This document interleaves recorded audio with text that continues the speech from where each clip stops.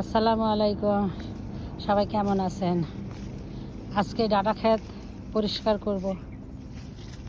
এই ডাটাগুলো দিয়ে আজকে মাছ দিয়ে রান্না করা হবে।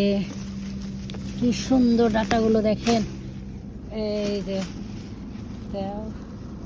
চলো সব পরিষ্কার করবো। এগুলো মাছ দিয়ে রান্না করলে অনেক মজা,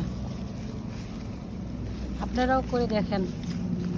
বাজারের ডাটা আর নিজের তৈরি করার ডাটা স্বাদই আলাদা। অনেকগুলো হয়ে গেছে, আরও আছে, দেখেন কতগুলো ডাটা।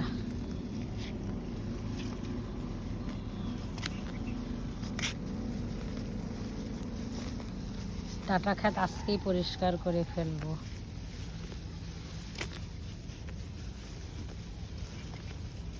আল্লাহ হাফেজ।